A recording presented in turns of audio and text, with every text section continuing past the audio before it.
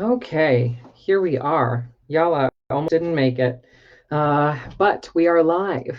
Good morning. Good morning, everyone. So we are here for Astro-Babble. This is the show, I guess, on the internet where I, Sam Bellier, an astrologer, have collected birth dates, places, and times from my lovely followers who are so generous to divulge their personal information for me.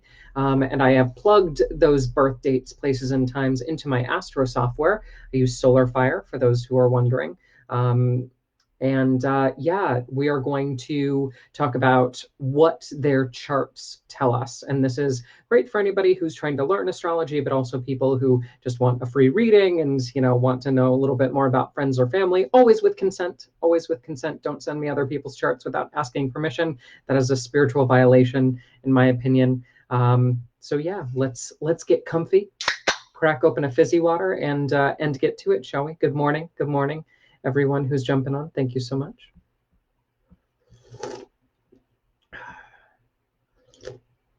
Okay, we're going with Catherine first. So Catherine has a Gemini ascendant, making the ruler of her chart this Mercury in Virgo retrograde in the fourth, which is super interesting. And actually, we need to double check this. Catherine, I'm going to put you on pause because I think for some reason we have the wrong chart. Yes, because I know for a fact you're Scorpio rising. So unfortunately, I did not get that information correct. We're going to loop back around to you towards the end, unless I can double multitask here. Yeah, I can do that. Okay, never mind. We'll stick with Catherine. I just need to double check her birth date info. One of the things that's super important about all of this is we have these charts which are very, very time sensitive.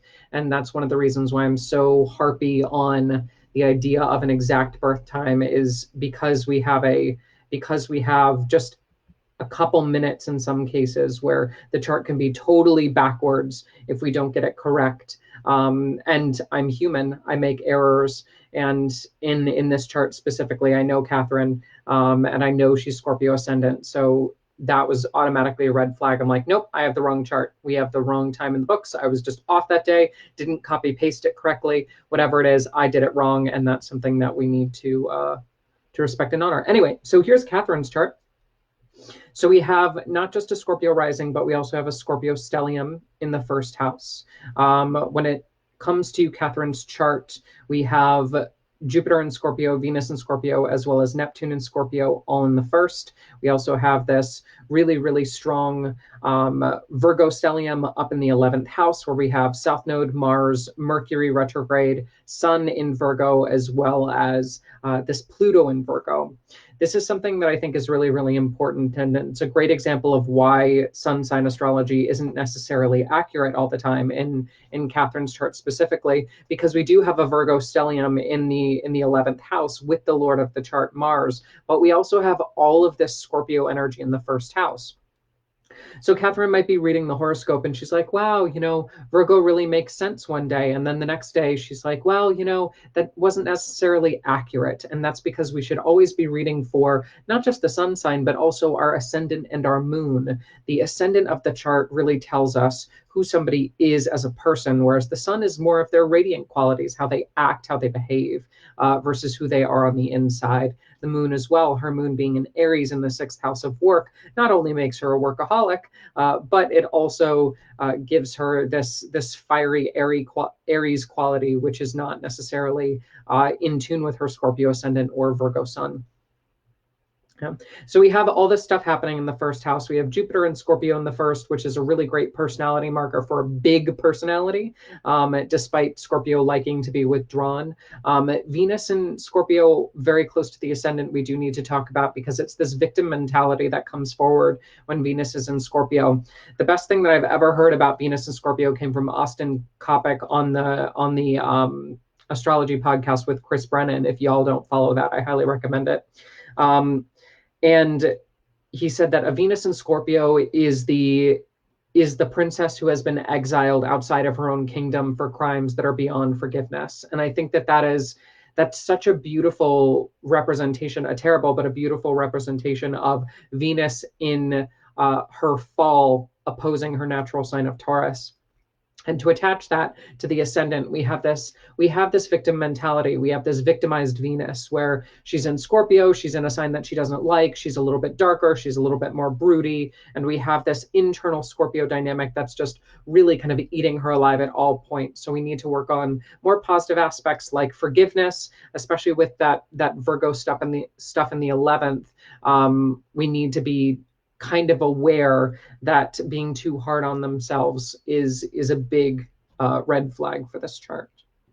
We do have Neptune in Scorpio, so the tendency to need to retreat within is a very big part of the chart. Neptune is that planet that tends to indicate fantasy, whereas Scorpio is that sign of retreating, going inward, being a little bit more cold, being a little bit more internally distant. And that Scorpio Neptune, I think, in the first house really does speak towards the need for things like meditation, very active spiritual practice, being okay on the inside before you seek being okay on the outside in Catherine's chart for sure. But then we have this Aries moon, and the Aries moon really just throws everything off in the chart. That Aries moon really comes forward with this burst of energy in the 6th house of work. It prefers to be active, it prefers to be engaged, it prefers to be engaging as well. And so all of these retreating tendencies in the 1st house with all of these Scorpio placements in Catherine's chart really then get met with this Aries moon, which is basically saying the exact opposite of I need to move forward, I need to do, I need to act. And that can be just slightly conflicting, just a little bit. But the Virgo stellium in the 11th house of friendships is really where we find everything coming together and everything really molding. Because although Virgo is that passive or yin earth sign, we do have this mutable aspect to Virgo, this active aspect to Virgo, especially with so much heat and so much movement in the house energetically with the sun, with Mercury, with Mars. Although we do have Mars that is in retrograde, so moving backwards, we have an issue getting the words out that we want to get out. We have an issue in the chart of the mind working in a Virgo way in terms of organizing, but needing to go backwards before we go forwards. Like I said, the right words not necessarily coming out at the right times. And when they do, they tend to be rather sharp and somewhat aggressive because of that Mars tendency. But the sun in Virgo in the 11th also gives a lot of people-pleasing qualities, especially with friends, tends to be very much the one who's always coming to the aid or the rescue or doing the legwork for friends. And that's something that I think that Virgo sun, especially with the Scorpio moon, one of the best ways for you to help somebody is to know them inside and out. So that Scorpio ascendant really does make it easy for Catherine to pinpoint people's weaknesses and then serve those weaknesses accordingly. And I think that that's a really helpful adjustment. Because we also have Saturn retrograde in the chart, we have a lot of these earth sign things that are not necessarily helpful to Catherine, and in fact they're counterintuitive almost to her development of personal creativity in the chart. We have this Saturn in Taurus retrograde in the 7th, where relationships are often detrimental. It's like a big boulder is being placed in this house of relationships with Saturn, the earth planet, tends to be very slow, very restrictive, very withholding. And then we have that in the fixed earth sign, literally Taurus, just sitting down in the middle of the field doing nothing, just chomping on grass. And then retrograde moving backwards, this Saturn in the 7th. So we have this relationship house that's very stagnant, good for longevity, but not necessarily good for change. And that's kind of the catch-22 when we look at these signs. No planet is bad, no sign is bad. But when we look at stubborn planet on stubborn sign in a stubborn movement pattern being retrograde in that 7th house, we find relationships to be a little bit too heavy. But that almost makes sense because we have so much motility, going inwards, going outwards, serving, going from one place to another, really trying to balance all of these things of being of service. And then the partner comes in and says, you know what, why don't you slow the F down? And of course, nobody likes to hear that, especially when all you're trying to do is help. which is something that we see with the big Virgo stellium. Unfortunately, that is the medicine that is needed in the chart. And I think that that's really the anchor of the chart for sure, is the partner, the spouse coming forward and saying, hey, you know, I know that you're trying to be so helpful, and I know that you're trying to be so productive and to work on yourself and your creative expression, and I totally honor that. But at the same point, there needs to be this idea of rest that's a little bit more evenly integrated. We can't just slap butter on toast. We need to spread it around. We need to make things even, sustainable, work with energy that is able to blossom off the long term and not just kind of shoot out and fizzle in the pan. So yeah, that's a good summary of Catherine's chart. Yes, Lucia, I am. Good morning, everybody. Thank you for jumping on. If you would like to be a part of this live stream, just send me your birth date, place, and exact birth time via private message, and I will add you to the queue. That's all I need. I'm going live on Facebook and Instagram right now. But if you have friends, family, people, of course, if you have consent, you must have consent. It's a big rule for me. To get their birthplaces, dates, and times. Children, of course, as well. If you are their legal guardian, you know, send those to me. We can add them to the queue, and we'll talk about it. Yeah. But this is basically what we're doing. All of these charts have been donated by followers, and we're just going through them, teaching you a little bit of astrology, but also giving you a little taste of what I do professionally for a living as a practicing astrologer. Okay, we're moving to Meg Way from Instagram. Miss Meg, let's take a look at your chart. So we've got 10:49 a.m. in Hackensack. Hackensack. Ooh, we got a Gemini stellium. Ooh, girl. So we've got the Sun in Gemini, Jupiter Gemini, Moon in Gemini, Venus in Gemini. Ooh, Venus Gemini. You've got Venus in Gemini. There's a Venus in Gemini placement coming up. It's going to be retrograde. Girl, you better watch out throughout May and June. It's going to be crazy.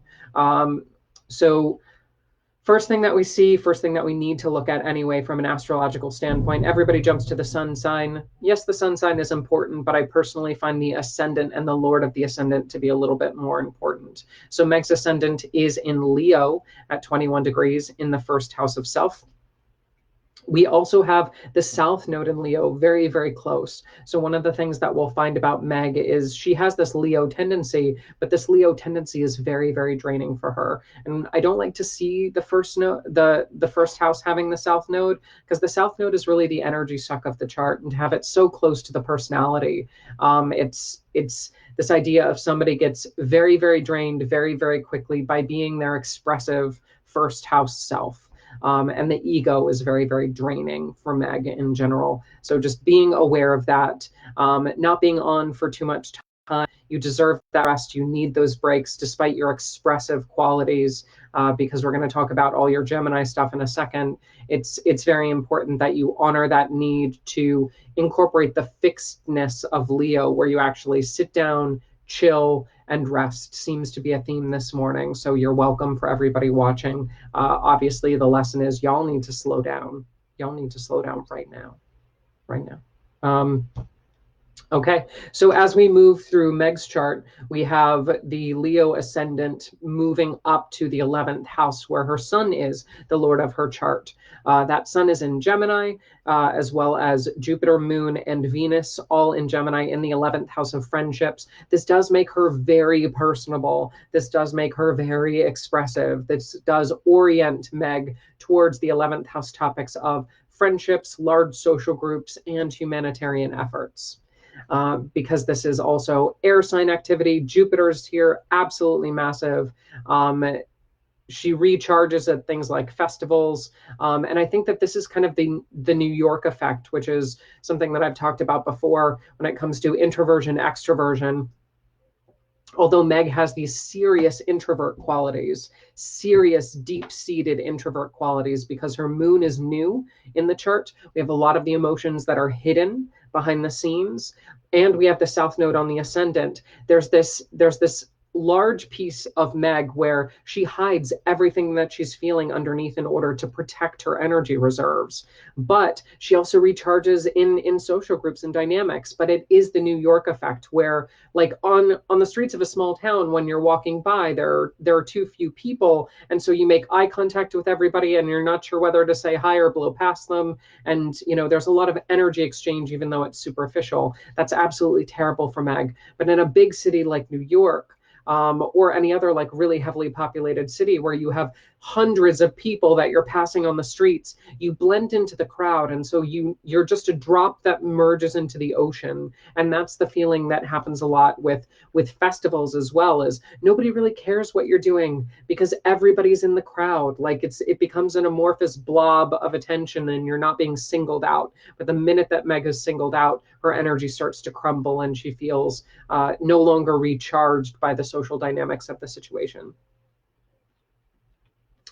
Um, we do have this Mercury in Taurus stationed up in the 10th house, which I think is super interesting because Venus in Gemini is in mutual reception with Mercury in Taurus, making them very, very connected. So working in the field of social groups, I would highly, highly, highly recommend that for Meg, working for charity, working for community organizations. That's going to be a really big thing. And that also pulls her out of all this terribleness in the sixth house with her Saturn, Neptune, Uranus all retrograde in the sixth. Yikes! If she tries to play it small and work at this firm where she's just stuck at a desk all day and she isn't out there doing the boot work in the community, potentially involving politics, it would really drain the life out of her to just be stuck behind a desk for sure. And I think part of this is we have this Mercury and Taurus stationed in the 10th house of success. And this Mercury in Taurus is very, very rigid. Her mind is very, very fixed, very, very opinionated. And this is something that I think is also part of the reason why she's drained, is because she's made up her mind about this is the way that life is. Nobody else is correct in this department. I have formed these opinions, which are absolutely the end all be all of truth. Which we know that this is not the case, Meg. We know that this is not the case, honey. You are not the only person who is right on the planet. Truth is very subjective, but your truth, your personal truth, is very, very strong, very, very focused, very dense, a little bit too dense, which is why you, again, like to dissolve in the social group dynamic, because when you're one-on-one and you actually have to share what's on your mind, then you get into fights with people. That Taurus Mercury comes out and that station really digs in its heels, and you're like, I'm sorry, but this is the way it is. Go F yourself. Meh.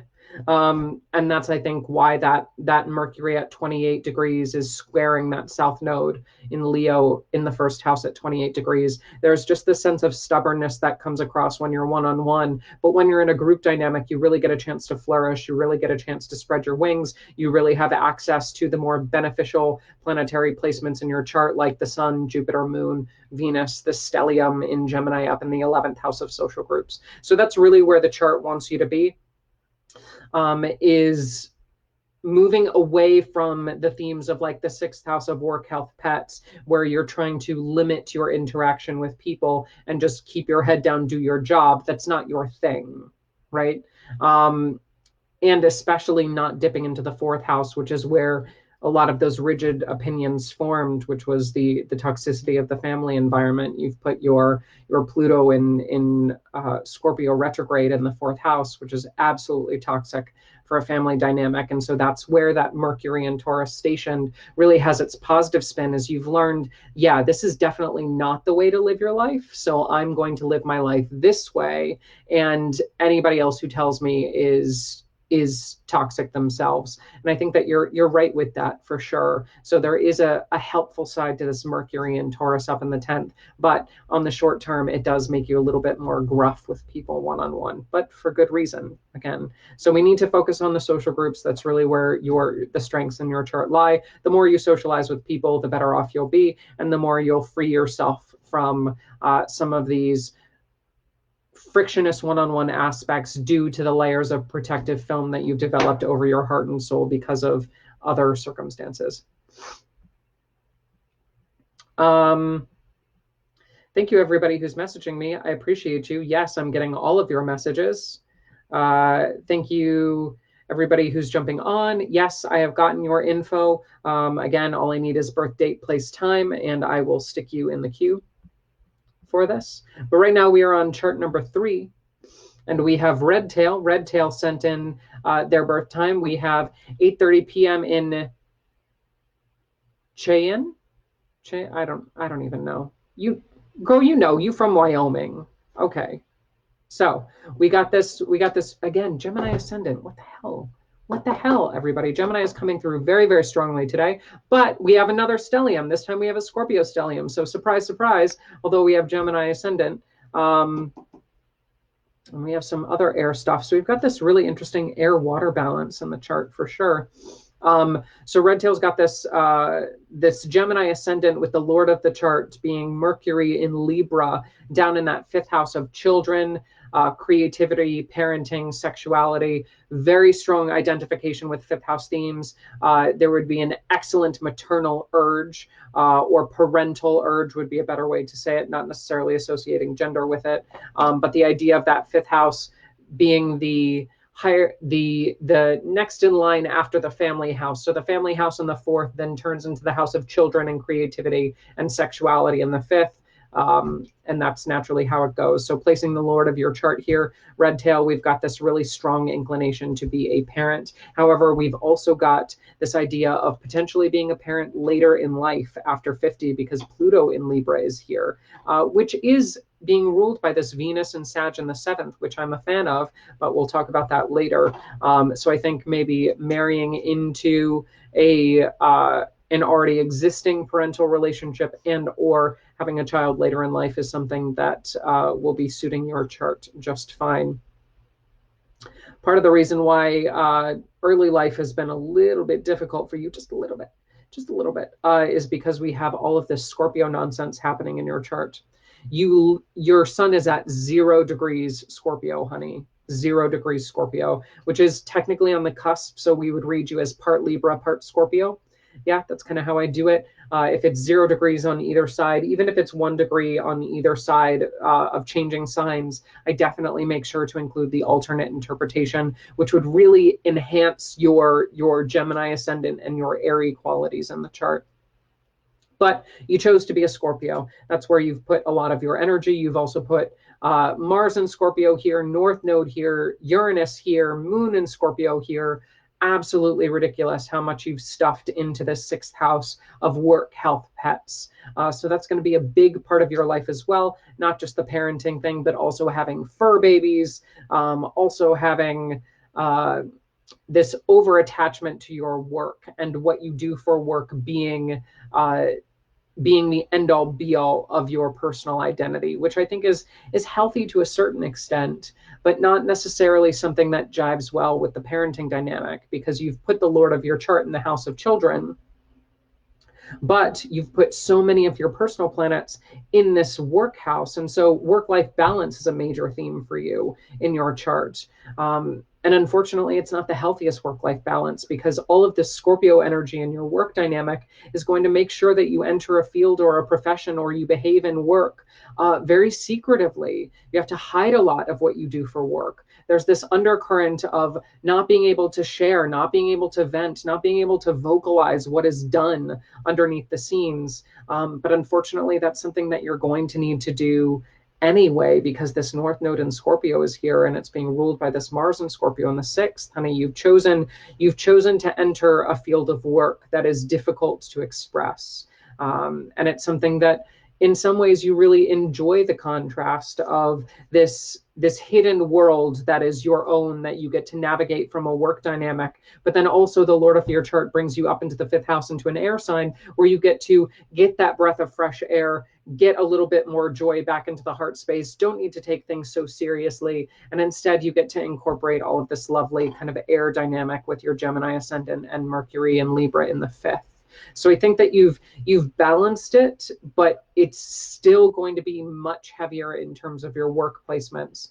And I think that the challenge of your chart is really going to be understanding how how to take what you do for a living and how many eggs you've put in your work basket, and then as needed, take some of those eggs out and put them in other areas, but then return that energy to the work dynamic when you need it so that you don't lose focus in obviously your very, very important workspace.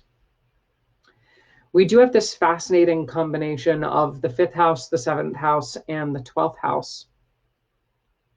So Venus and Sag in the 7th is ruling the 5th house of children, but also the 12th house of hidden enemies. And having that, we have, a good connection between the 7th and 5th. I always enjoy seeing a connection between the 7th and 5th because it means that the spouse will bring children and or you will inherit the spouse's children, but there is a connection of good fertility in the chart from that perspective, although air signs and fire signs, not necessarily the most physically fertile, but there is good synastry here from a relationships and children standpoint. However, the idea of Venus being in Sagittarius in the 7th, being in mutual reception connected with this Jupiter in Taurus, which is retrograde in the 12th, I think that the relationships that you do bring in have this somewhat unhealthy amount of baggage. And look, honey, we've all got baggage. There's no shame in baggage for sure. But the idea that your spouse needs a little bit more potential physical care, because we've got Jupiter and Taurus retrograde connected to the 7th house, it wouldn't surprise me if your spouse has a metabolism disorder like diabetes, thyroid problems, that kind of thing.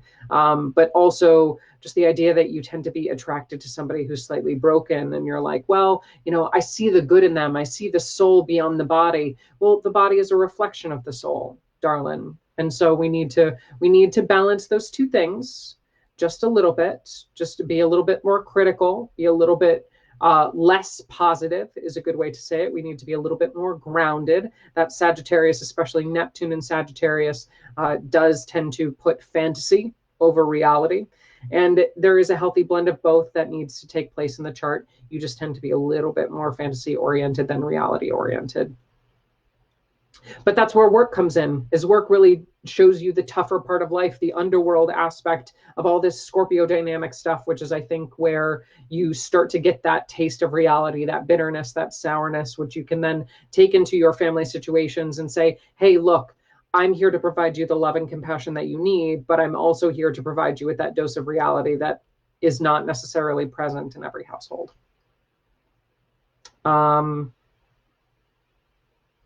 Yeah, I think that's pretty much about it. Thank you, Redtail, for submitting your chart.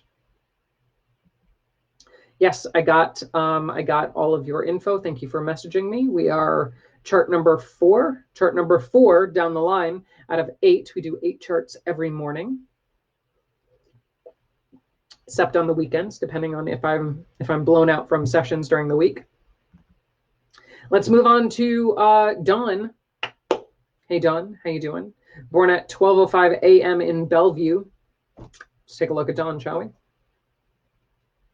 So we've got this, again, South Node on the ascendant, and Mercury ruling the chart in Capricorn in the 5th. Okay, so we've got a summary of kind of everything that we've talked about thus far. And I love how these work out because I have these random charts that I haven't looked at beforehand. I have you in a queue based on when you've submitted your birth information to me. So I just add you to the bottom of the queue as it goes along. And y'all group yourselves metaphysically in categories that all seem to be the same, which is what I absolutely adore.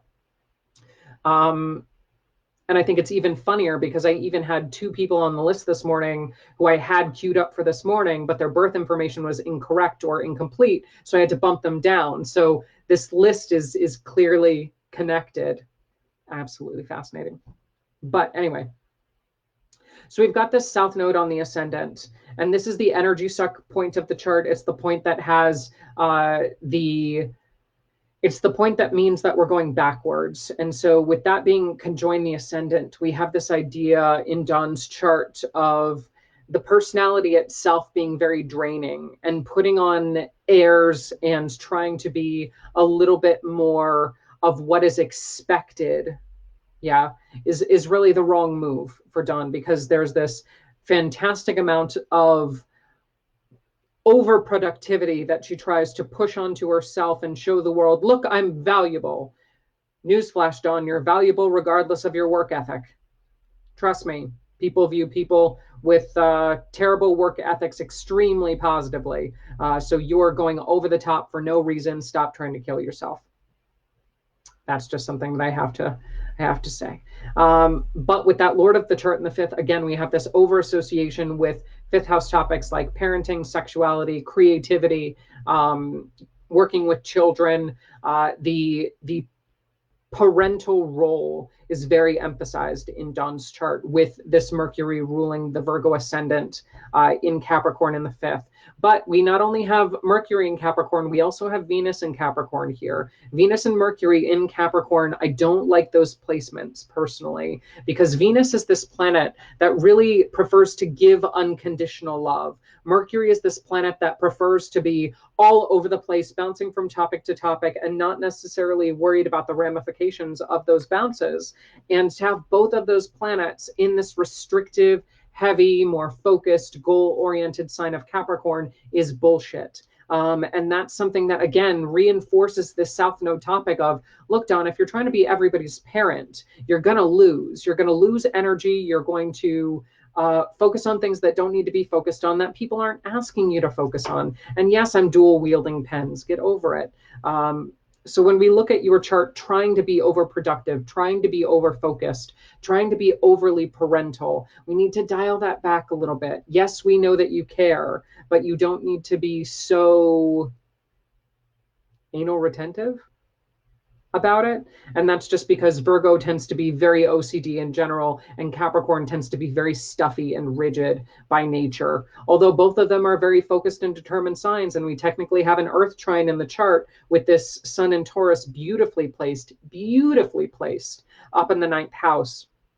I absolutely love it. But again, this triple Earth energy coming down the pipeline, I'm really wanting to have Dawn get a little bit more flexibility, have Dawn get a little bit more kind of go with the flow energy, crumple up the to-do list, stop taking things so seriously, because there's enough seriousness in the chart for 3 lifetimes. And we need to calm that down just a little bit. I think this moon in Taurus and this Jupiter in Pisces in the chart, absolutely fabulous. Great planetary placements here. Oh, and we have a third exaltation, or a second exaltation. We have this Saturn in Libra in the first house, and then this Jupiter in Pisces in the seventh, and then this moon in Taurus in the ninth. Absolutely glorious, these placements. I'm a huge fan of this.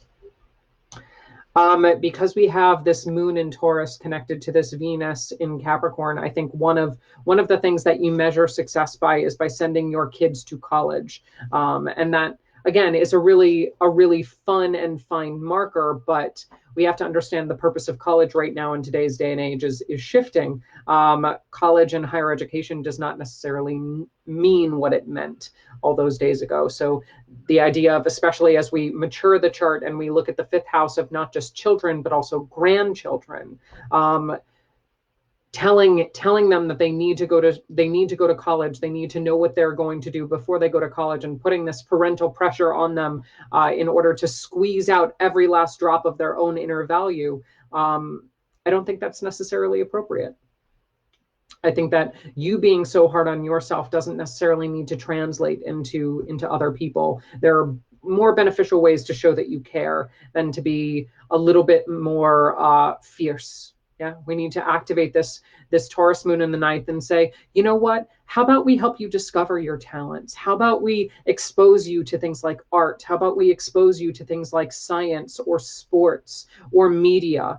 And we see what you're good at, and we kind of turn the home into a college, and we really allow this fantastic opportunity for exploration and discovering new ideals, and really trying to understand what it is that makes you valuable, as opposed to saying you must do all of this on your own, you must perform to these standards. That Capricorn edge needs to be filed down just ever so slightly.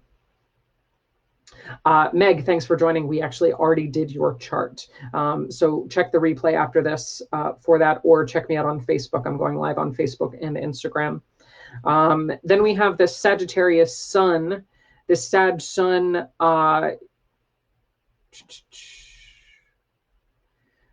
This Sag Sun ruled by Jupiter and Pisces. So first and foremost, Jupiter and Pisces in the 7th. I'm loving that. Your partner is absolutely adorable. Jupiter in Pisces is really that overly compassionate, regal energy, slightly intuitive, but also just very lovey-dovey, very affectionate. And to rule this Sun and Sag in the 4th, I think that the homebodiness of your relationship with your spouse is really where you can sink in, become comfortable, and can soften some of the earthy edges that you've developed throughout the life. I think that the more you sink into this 4th house energy of just being okay and being in the ideal relationship with the ideal person in the ideal home, like that's going to be where all of this rigidness to perform and act and drain yourself because of that performing and action really gets softened and eased and allowed.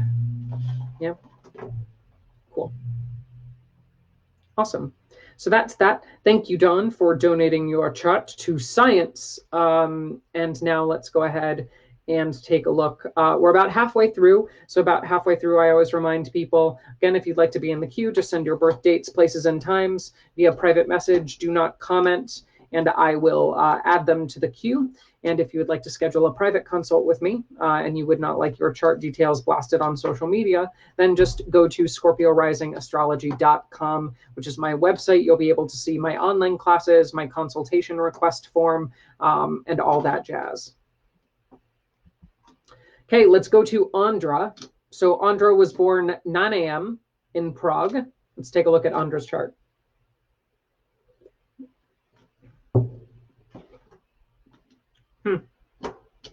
So we've got a super Scorpio energy to this chart. Absolutely massive. We've got Venus in Scorpio. We've got the ascendant in Scorpio. We've got Mars in Scorpio. We've got Pluto in Scorpio. So not only to have the ascendant in Scorpio, but to have the ruler of Scorpio, Mars, in the 1st house, and then to have Pluto in Scorpio, the secondary ruler of Mars, in this 1st house, paired with poor little Venus in Scorpio, the sign of her fall. She does not like to be in this sign at all. But the idea that we have all of this Scorpio energy in the chart just makes for this super duper Scorpio person, despite there being a Libra sun. So this is again why it's important to work with a little bit more traditional astrology as opposed to sun sign astrology. Andra might say, well, astrology is bullshit because I'm a Libra moon, but none of the stuff that they talk about for Libra really resonates with me. And I get that because you have so much freaking Scorpio in the chart. You should be reading for Scorpio. You are a Scorpio. That's kind of what I would say to that.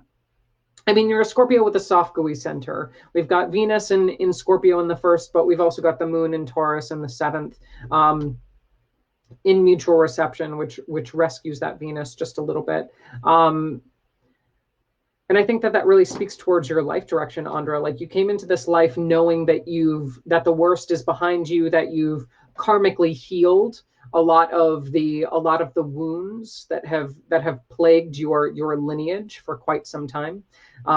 We still have more healing to go. That's not necessarily a pass, yeah, but the worst of it is definitely over from just a lifespan perspective, because this moon is rescuing you from the 7th, and that really speaks towards especially your emotional attachment to your partner, kind of pulling you out of this Scorpio energy and trying to get you to be a little bit more forward, a little bit more full frontal, a little bit more vulnerable.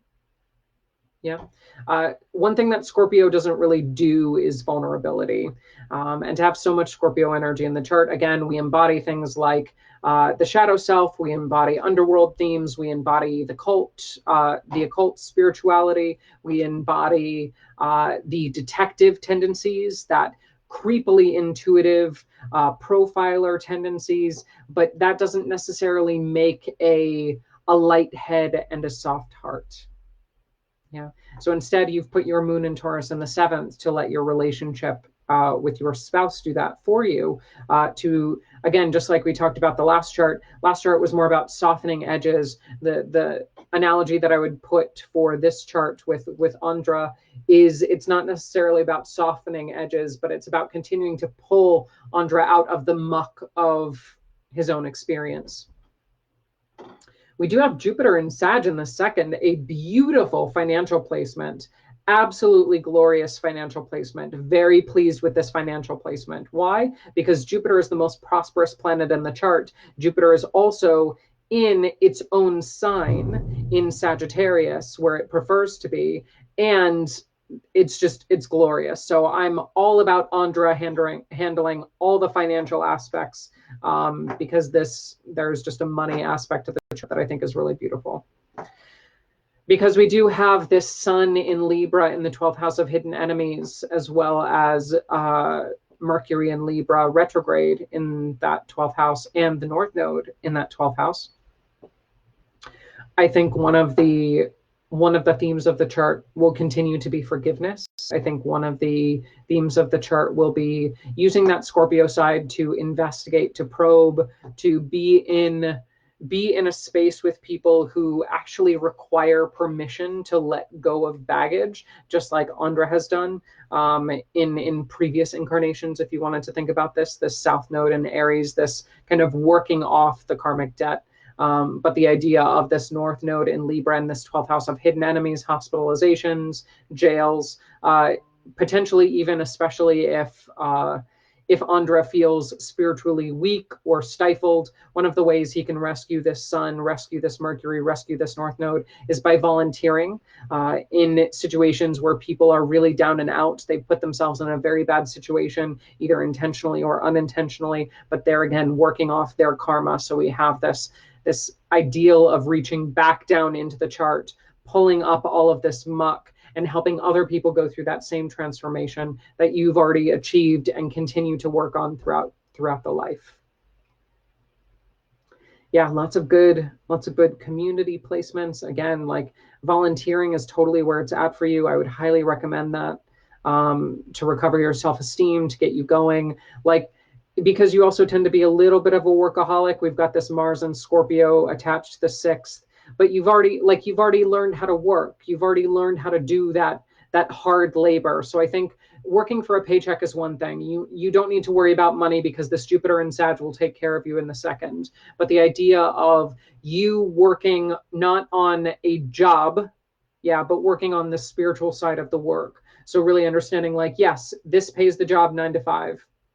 But on the weekends and every spare moment, I'm devoting my life to the practice of turning the wheel for myself and other people, for reaching into that 12th house of hidden enemies, and for pulling people out of the muck, but also giving them permission to do that for themselves, and working on my own self-esteem by boosting my credibility, my karma points through that 12th house of giving back. That's really the core message of the chart, for sure. Excellent. Okay. Yes, Elle, I love that meme. Thank you so much. Yes, I'm all about the popcorn. Okay. We have 3 more charts to go. Let's talk about Tessa, my darling, my beauty. Let's look at Tessa's chart. Born at 401 in Charlotte. She has an Aries ascendant, making Mars the ruler of the chart, which is not greatly placed, but we'll talk about that. And then we've got this Venus in Aries. I absolutely love it. So spunky. So Venus in Aries, although technically in its fall, which means that it's opposing one of its natural ruling signs, Venus is opposing Libra in Aries, which is the sign that it rules. So Venus in Aries on the 1st. Not really a great placement, but I know how to get along with somebody with a Venus in Aries really, really well. Because there's this standard of performance that a Venus in Aries requires in order for you to be in their friendship circle. And it goes a little bit like this. if you're not working on yourself, if you're not always trying to be better, if you're not always reaching higher, if you're not doing the level of work that I'm doing or greater, then you are not allowed in my personal space. End of story. And I think that that's a bar to set, not only for oneself, but also for one's tribe. However, I mean, it's not like you're wrong, girl. I'm there with you, but my Mars is also in Aries in the sixth house of work, and I'm a workaholic, so I get it. But the idea of you specifically identifying as this kind of drill sergeant energy is very, very present with this Venus and Aries in the first house of self. But I think the reason why you're so hard on yourself is because of this Mars and Pisces in the 12th house of hidden enemies. We have the Lord of your chart in the house of hidden enemies, which means that we have like this tendency for you to be your own worst enemy. And that's not, it's not helpful, but it does spur you into action. And it does, again, in some ways feed into the negative ramifications of you needing to push yourself harder, farther than anybody else. But also, you know, it does make sense. You know, you're tough on yourself because you kind of need to be, because you know that if you don't keep pushing, then you're going to fall back into this 12th house and you're really going to adopt some habits that are negative, especially on a psychic level with all this Pisces stuff in the chart.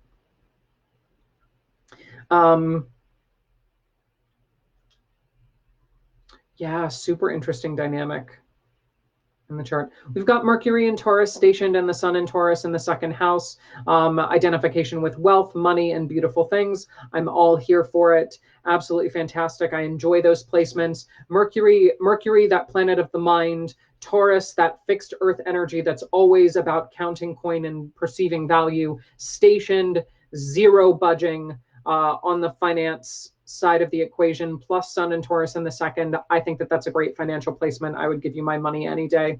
But we do need to work on spending, because Taurus does tend to buy the pretty things, not necessarily the scrupulous things. But I think the Mercury in Taurus would speak up about that a little bit more and be a little bit shrewder.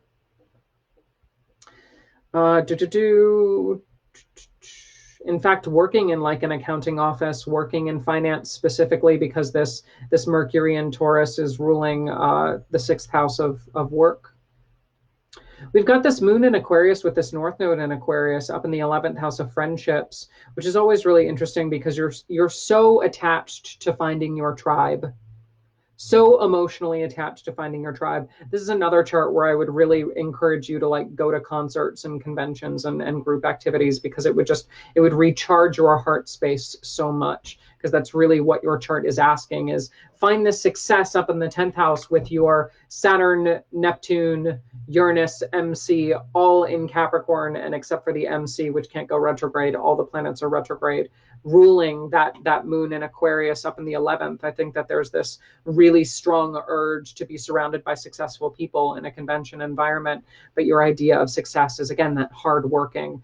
So you like literally working for financial firms, literally working for other institutions that promote your very achievement oriented. You'd be great in sales. Really achievement-oriented parts of the chart. And then you just get to use that money, use that experience to travel all over the world and attend these big conferences where you can just kind of like chill and be yourself with that Aquarius moon, like be really zany and out of control and that kind of stuff.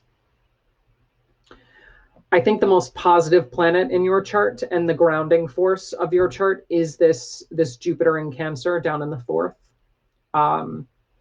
Which is absolutely beautiful. Unfortunately, it's opposing your Uranus.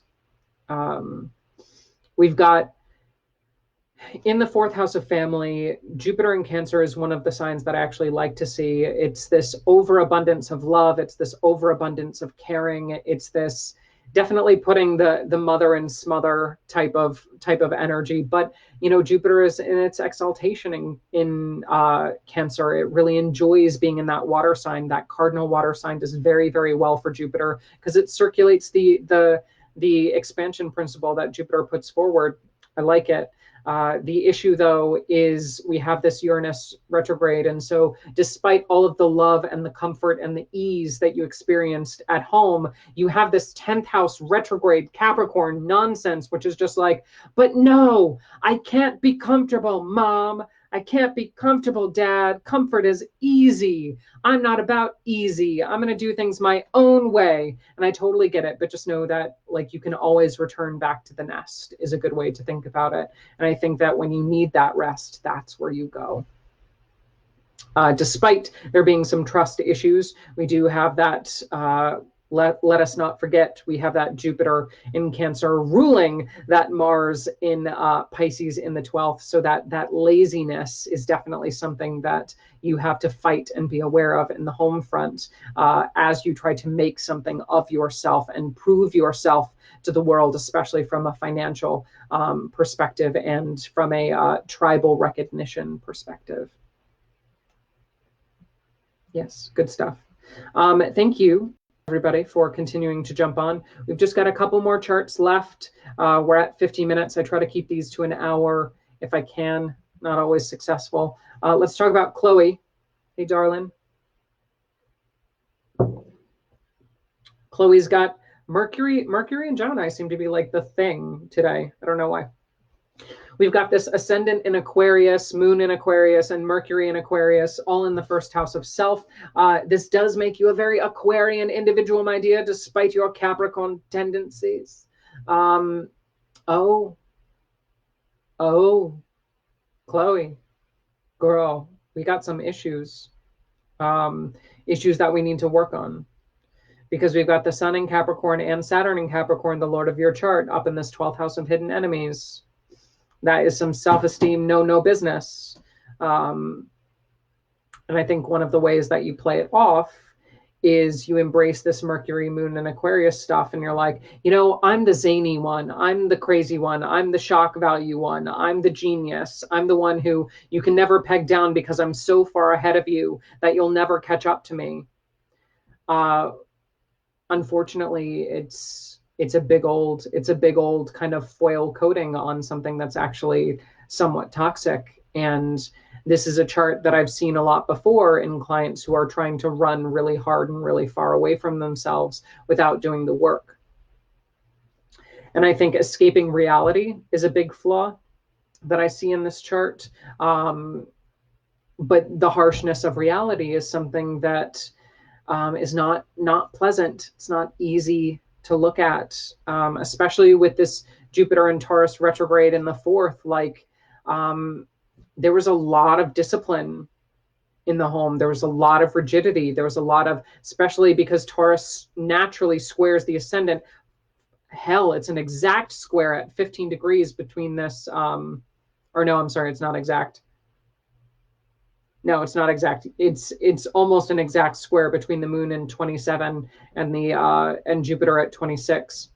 But man, if you did not, like, you could not rebel hard enough or fast enough when all the home life was trying to tell you was how it is. You're like, I refuse to believe how it is. And in some ways, girl, I totally agree with you. I totally agree. Life is hard. Why sulk? Yeah, instead just keep pushing forward. Unfortunately, now listen to me now. You've got stuff that you need to prove, but you've also got stuff that you need to work on. And we can't just lock it in the closet and forget about it, because then it becomes rotten and putrefied, and it starts to take away all of that creative energy that you have. I mean, for God's sakes, we've got this Mars and Aries in the 3rd of writing, teaching, communication. Girl, you are a spitfire verbally. You've got a way with words that is very fierce, very antagonistic, very creative, very cutting, piercing. You definitely should be getting into writing some of those down.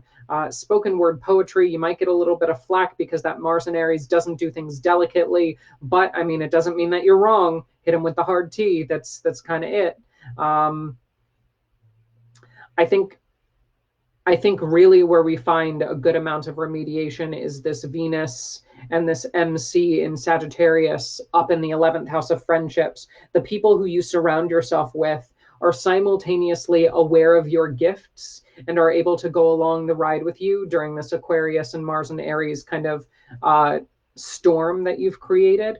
But they also are compassionate enough to allow you to kind of rest your head on their lap and let out some of these very deep, very cold, very dense Capricornian sobs of just how unfair life is and how hard and oppressive and unpredictable and unfair life is. And I'm so right there with you. I see everything in your chart, and I can't tell you enough how appropriate it is that you choose the high road, but that does not ignore all of this stuff that needs to be worked through. So I would highly encourage on a regular basis that you sit down with some friends that you know, like, and trust, and just ask them, like, hey, if you could be my sounding board for 2 seconds, I'm thinking about X, Y, and Z. Am I crazy? Does this make sense? Talk me through why this is right or wrong. And likewise, when you're hitting those emotional walls and you're like, why am I not good enough? Use those same friends as a catapult, because those friends are just close enough to family for you, but not the family that imposed all of this Jupiter and Taurus retrograde nonsense in the 4th house. They don't restrict you. They embrace you, but they're also able to give you different points of view that I think are really, really helpful. So surround yourself with your friends. They know best. They know best when you do not, honey. And just, girl, keep being your creative self. Keep striving high. Keep being zany. Keep being ridiculous. Keep being super smart. Don't dull yourself down. But remember not to forget about the bones in the closet, because we got to pull those suckers out and clean them every once in a while. Yeah. Okay. Good stuff. Okay, we've got one more chart that we need to go through, and we have Christy on the block. Hey, Christy, how you doing? Another freaking air sign. Goodness, all Geminis, all Mercuries, all Aquarius. So we've got Christy, who was born July 25th, 9:27 p.m. Let's go to Christy's chart. Christy was born with an Aquarius ascendant, making Saturn the ruler of the chart. Saturn is in Leo in the 7th house, as well as the Sun in Leo, Mercury in Leo. I'm a fan of that to a certain degree. We still have this issue with the Lord of the chart being in the 7th house, where we over-identify with relationships. So let me tell you, first and foremost, Christy, you are your own person. You do not need a man or a woman or anybody in between to complete you. You are a completed individual being, and I love you very much.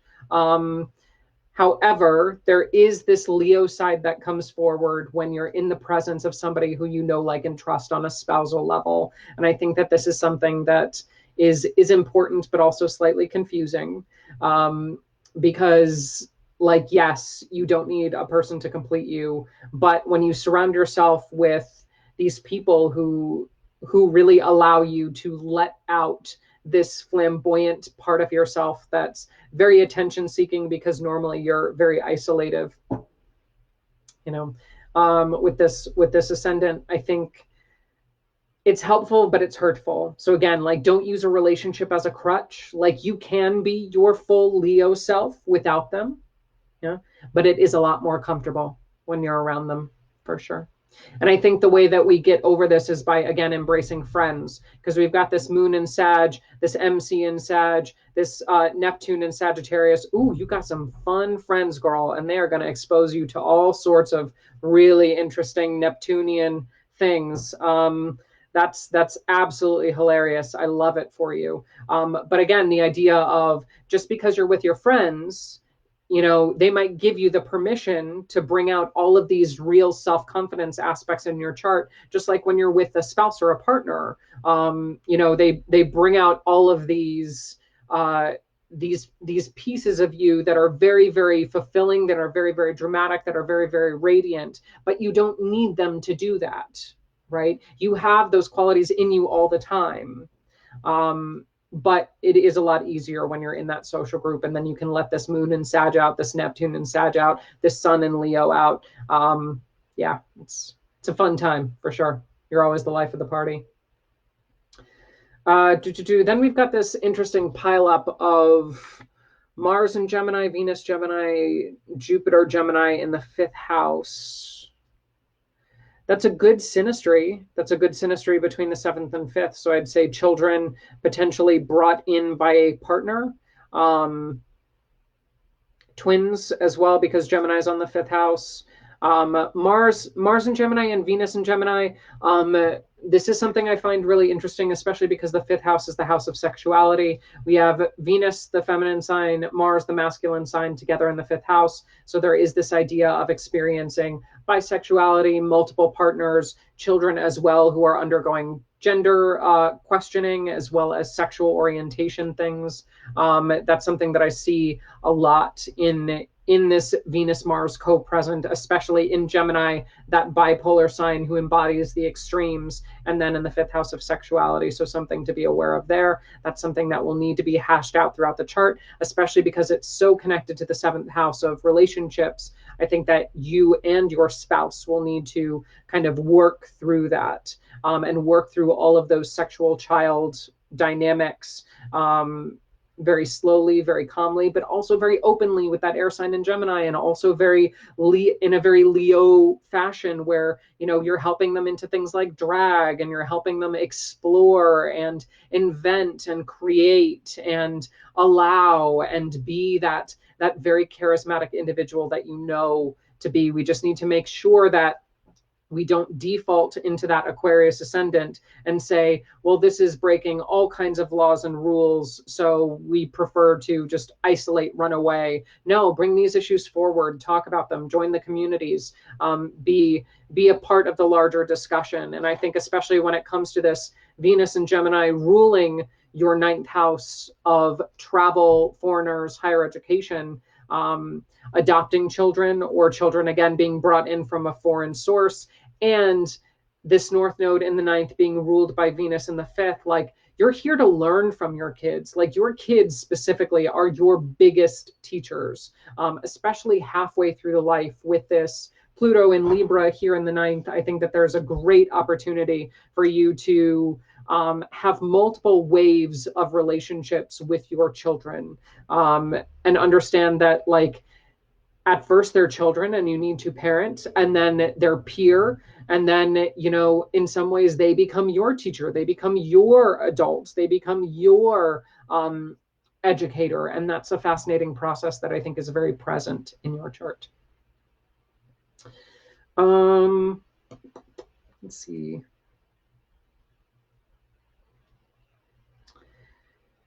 Yeah, success is so relative, honey. I wouldn't necessarily measure your chart by success standards when it comes to other people. Like, some people want the money, some people want the fame. Meh, for you, it's all about the internal work, the learning, being a perpetual student, the relationships. That's the value of your life, for sure. Don't think that you need a business, that you need a big bank account. For you, it's all about the quality of the interactions, for sure. Cool. 7th house, 5th house stuff. I love it. Awesome. So we are at an hour and 2 minutes. Thank you, everybody, for jumping on for another round of the Astro-Babble. Again, if you would like to add your name to the list, all I need is your birth date, place, and exact birth time. And then I will add you to the queue, and I will private message you when your chart is being featured. If you would like to schedule a private session with me so we can talk a little bit more in depth, you can go to ScorpioRisingAstrology.com, which is my website. I will post the YouTube link for the recording of this, as well as previous live streams that I've done. We've done a lot so far, done over 100 charts on this live stream. And yeah, my TikTok video is really, really funny on astrology, if you like those. And then if you enjoyed your reading, or you're enjoying the live streams and you'd like to send me a little bit of something extra to support my work, PayPal is sam@ScorpioRisingAstrology.com. Thank you so much. I appreciate it, and may the stars be ever in your favor.